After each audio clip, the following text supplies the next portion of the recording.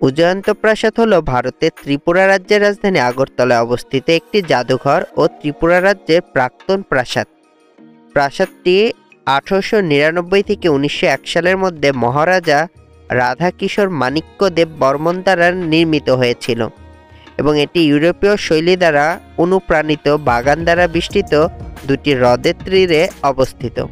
1949 সালের অক্টোবরে ভারতের ত্রিপুরার একীভূত হওয়ার আগ পর্যন্ত এটি শাসক মাণিক্য রাজবংশের বাড়ি ছিল।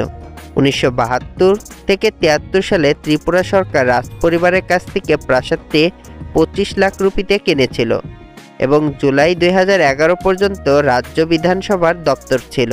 উজয়ন্ত প্রাসাদ এখন একটি রাজ্য জাদুঘর ও এটি প্রাথমিকভাবে উত্তর পূর্ব ভারতে বসবাসকারী সম্প্রদায়ের জীবনধারা, শিল্পকলা, সংস্কৃতি, ঐতিহ্য এবং উপযোগী কারুশিল্প প্রদর্শন করে।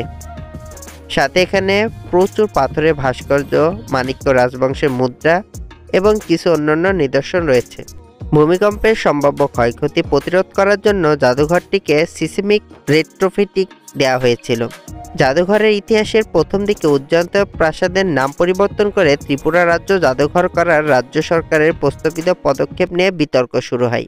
ত্রিপুরার আদিবাসী জাতীয়তাবাদী পার্টির উপরাষ্ট্রপতি হামিদ আনসারিকে চিঠি দিয়ে প্রতিবাদ করে যে জাদুঘরের নামটি অঞ্চলের ইতিহাস ও ঐতিহ্যকে প্রতিফলিত করা উচিত।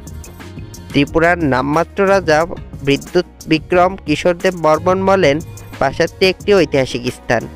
এটি শুধুমাত্র পূর্ববর্তী রাজপরিবারের সদস্যদের অন্তর্ভুক্ত নয়, এটি শুধুমাত্র সরকারের অন্তর্গত নয়, এটি ত্রিপুরার অন্তর্গত এবং সরকারের কেউ হঠাৎ করে নাম পরিবর্তনের সিদ্ধান্ত চাপিয়ে দিতে পারে না।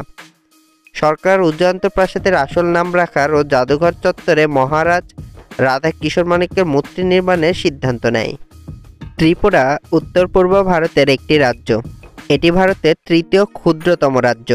পূর্বে আসাম এবং মিজোরাম রাজ্য এবং উত্তর, দক্ষিণ ও পশ্চিমে বাংলাদেশ দ্বারা বেষ্টিত। ত্রিপুরা 4টি জেলা এবং 23টি মহকুমায় বিভক্ত, যেখানে আগরতলা হলো এই রাজ্যের রাজধানী এবং রাজ্যের বৃহত্তম শহর।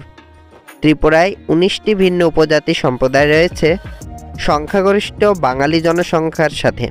বাংলা, ইংরেজি এবং ককবরক হলো এই রাজ্যের সরকারি ভাষা।